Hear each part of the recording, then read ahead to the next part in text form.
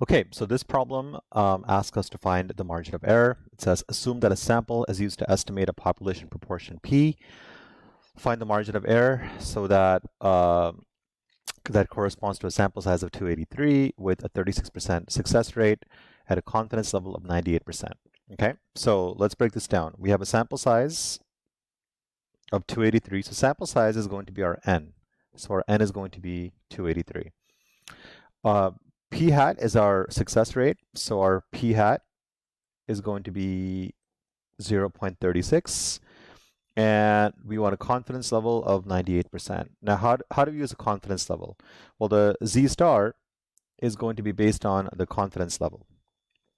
So if you look at the formula for the margin of error, we need to find the Z star. We know what the P hat is. It's 0.36. We know what the sample size n is. That's 283. So all we're missing is going to be the Z star. Okay, so how do we find the Z star? Well, to find the Z star, we need to go to our calculators page, and Z star is based on the normal distribution. So we're going to click on the normal distribution. In the normal distribution, anytime you're given a percentage, you want to click on find percentile quantile. So we're going to click on that. For a Z star, the mean is 0, standard deviation is 1, and make sure you always choose a two-tailed test. Sometimes students forget that and they get the wrong answer, so make sure you always choose a two-tailed test. And the confidence level is 98%. The confidence level is going to be your central probability. So your central probability is 98%. And that gives you a Z star of 2.326. Okay, so now we have everything that we need. Our Z star is going to be 2.326. There.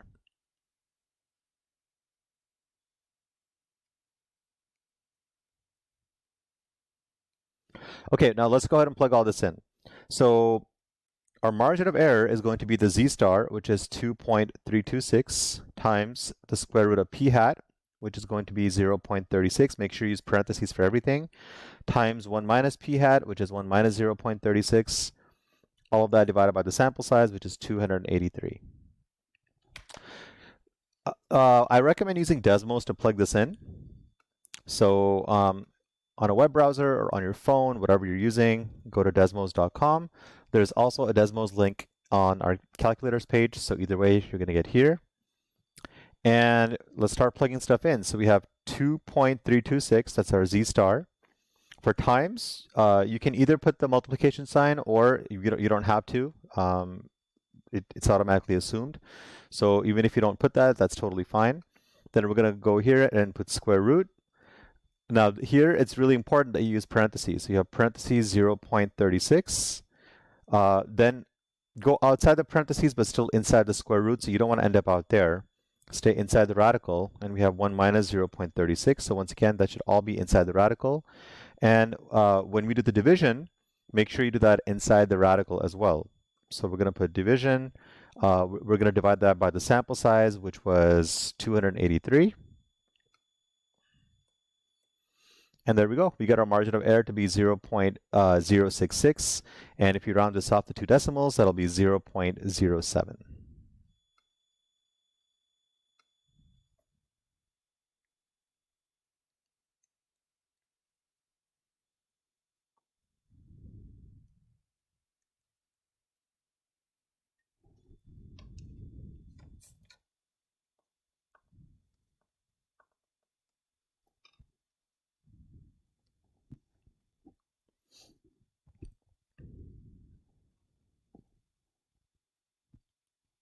All right, so in this problem, we want to express the confidence interval 75.1% plus or minus 6.9% in interval form. So all we're doing here is we're taking that plus or minus, and we want to get the lower bound, and we want to get the upper bound. Okay, so to get the lower bound, this is going to be 75.1 minus 6.9. And we can leave off the percent sign because we're going to convert that because we don't need it. So we have 75.1 minus 6.9. And then for the upper bound, we're going to take 75.1 plus 6.9. And then we just have to put this in a calculator. So if you take 75.1 minus 6.9, we get our lower bound to be 68.2. If we take 75.1 plus 6.9, we get our upper bound to be 82. Okay, so we have 68.2, comma 82. Now, if they want this in decimal form, then in decimal form, you would have to convert the 68.2 to 0.682 and the 82% to 0.82. Because remember, these are percents. And I'm leaving out the percent sign, but in decimal form, you would divide these by 100, so you would get 0.682 and 0.82. So just, take a look at which form the answer needs to be in.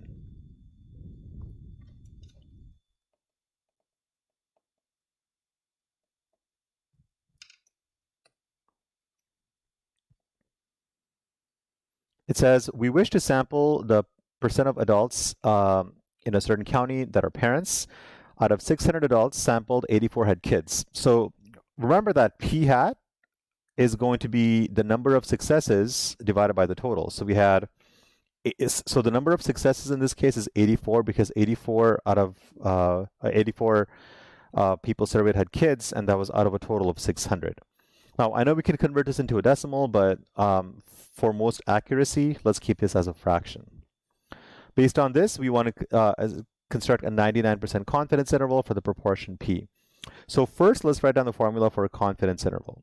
The formula for confidence interval is going to be p hat plus or minus a margin of error, which is going to be our z star times the square root of p hat times 1 minus p hat all over n. Okay, so we have our p hat. N is our sample size. So because 600 people were sampled, n is going to be 600. We need to know what is the z star. Now the z star, that is based on the confidence level. So we want to know the z star for a 99% confidence level. And any z star, that's based on the normal distribution.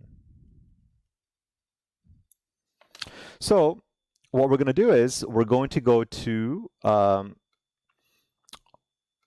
calculators page, and we're going to click on normal distribution. Anytime you're given a percentage, you want to click on find percentile quantile. For a z star, the mean is 0, standard deviation is 1, always choose a two-tailed test. And this time you have a 99% confidence interval, so our z star is going to be 2.576. Okay, so let's go ahead and write that down. Our z star is going to be 2.576. And now we have everything that we need. So we have our p hat, which is going to be 84 out of 600, plus or minus our z star, which is 2.576 times. Now for p hat, leave it as a fraction. We have 84 out of 600 times 1 minus 84 out of 600. Make sure that you use parentheses for both of those. And then the whole thing is divided by n, which is going to be 600. And make sure the n is inside the radical, not outside the radical. Okay, so at this point, we need to go to Desmos and plug all this in. So let's go to desmos.com. There's also a link in the calculators page, or you can just put desmos.com and start plugging stuff in. So we have our p hat, which is 84 out of 600. Then we got plus or minus, so let's do the minus first. We have to do them separately.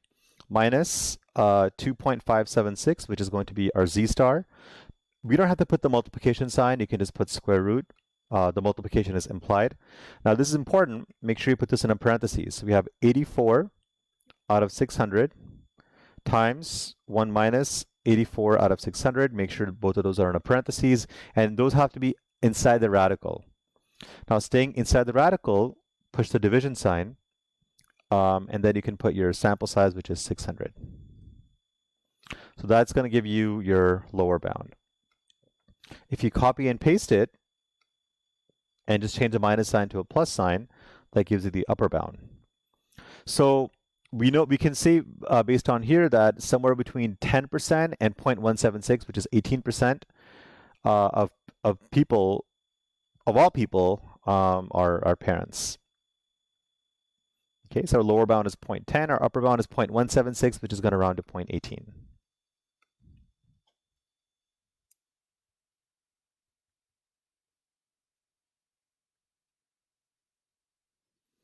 And they want this as a trilinear inequality, so our lower bound is going to be 0.10, and our upper bound is going to be 0.18.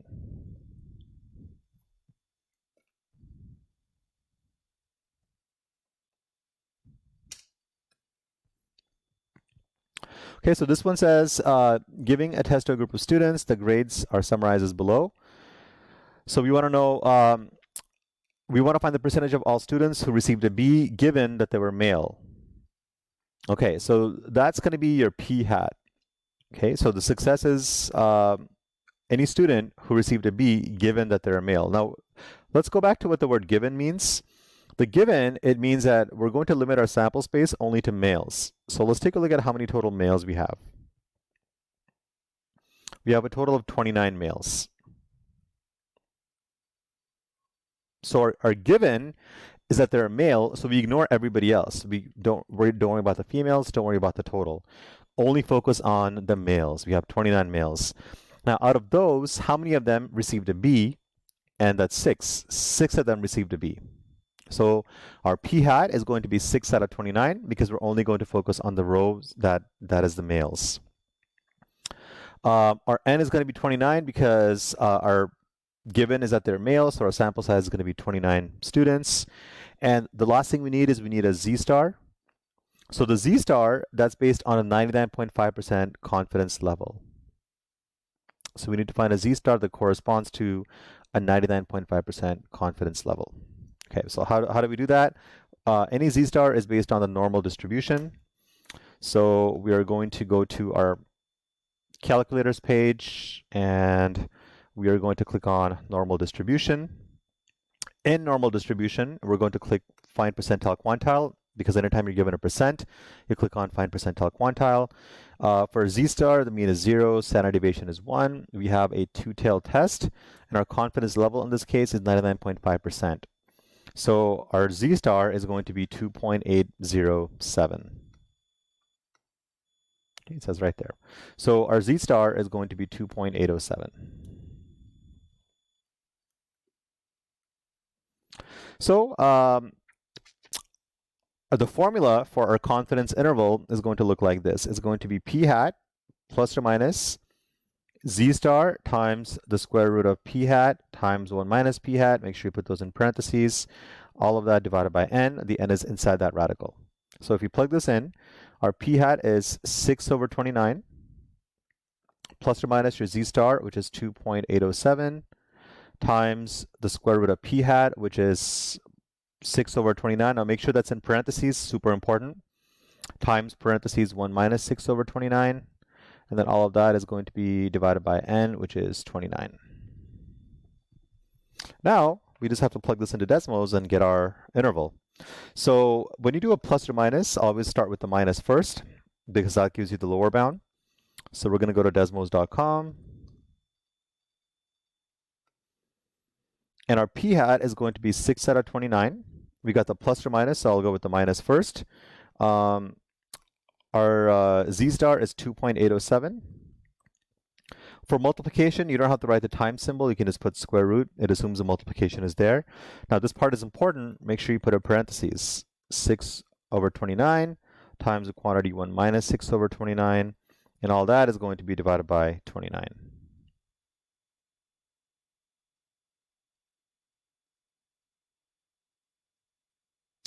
So that's going to be our lower bound. Now for the upper bound, we're just going to copy and paste this.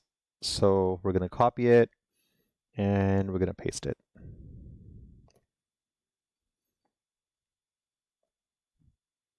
So notice that something weird happens. We get a negative answer here and we have negative 0.00, but 0.00 rounds to 0 and 0 isn't positive or negative.